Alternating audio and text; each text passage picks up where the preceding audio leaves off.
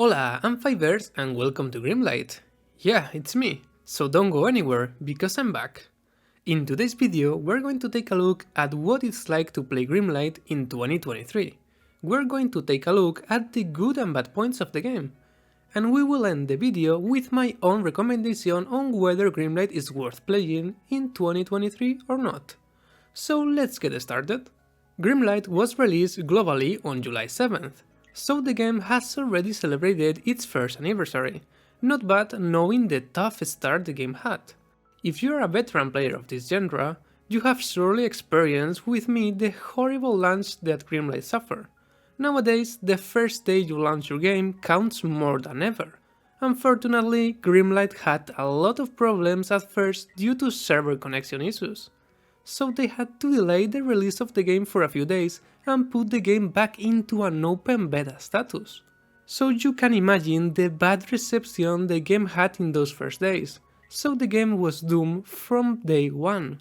But thanks to a good community and a team of developers who strive to improve, the game has improved a lot since then and has survived even after getting off to such a horrible start. One of the main reasons that made me stay here from the beginning of the game and even give them a second chance after that beginning is that the art of the game is completely gorgeous. And when I say the art, it's because I really think that the whole game is beautiful.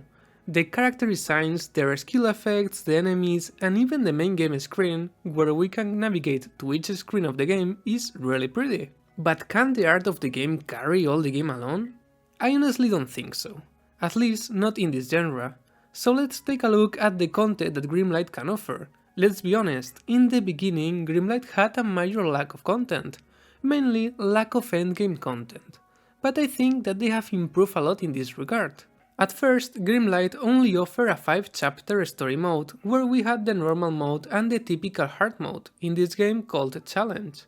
Nowadays Grimlight offered 12 story chapters and they have added some special daily stages where we can farm some equipment sets easily.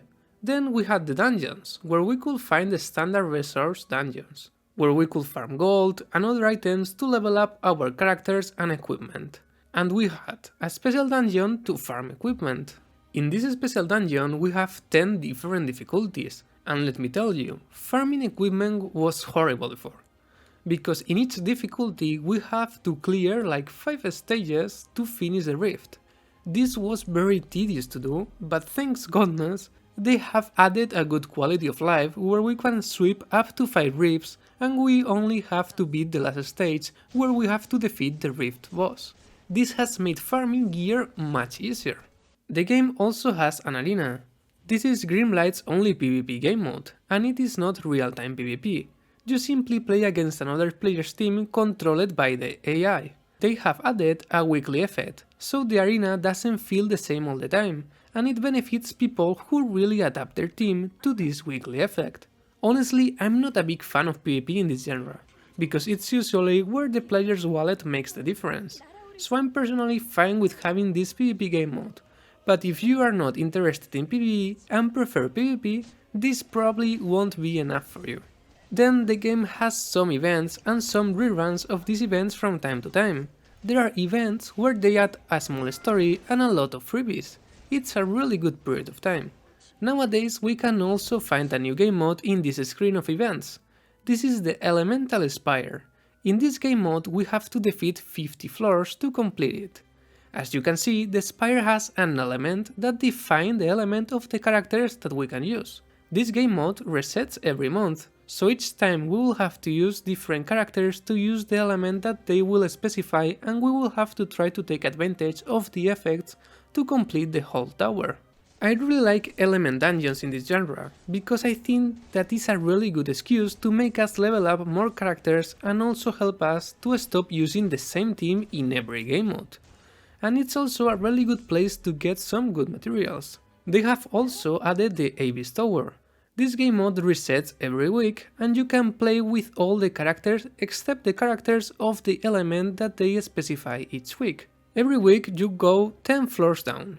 And this game mode has also a secondary game mode called Chaos Chamber, where we have to defeat just 5 floors. But this time each floor is a boss encounter, so it's a real challenge. The rewards of this game mode are fantastic.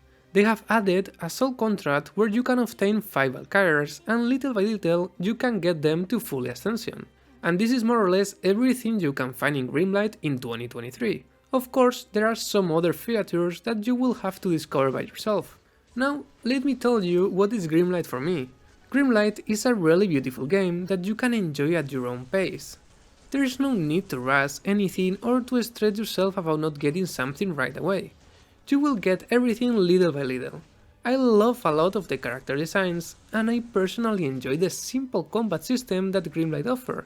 Simple theory, but hard to master, honestly. It also reminds me a lot to the combat system of Illusion Connect, so if you like this type of combat, it's a plus. Another good point is that Grimlight doesn't take that much of your time to complete the daily missions. Honestly, you can spend from 10 minutes to some hours.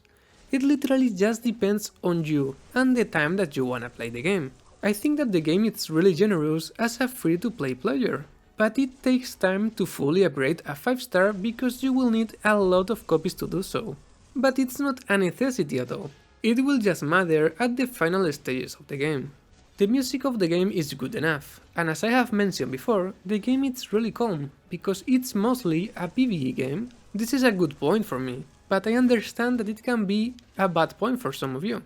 I personally recommend the experience of playing Grimlight until you feel that you have done all you wanted to do. Then it will be time to move on. I personally don't share the general idea of nowadays where it seems like you are supposed to stick to a game every day and for years. A game, it's a game. It doesn't matter the genre, so as always, just play it to have fun. And that's it for today's video. I hope that I have helped you. Thank you so much for watching, leave a comment, drop a like and consider subscribing if you wanna see more content like this in the future, and see you in the next video. Ciao!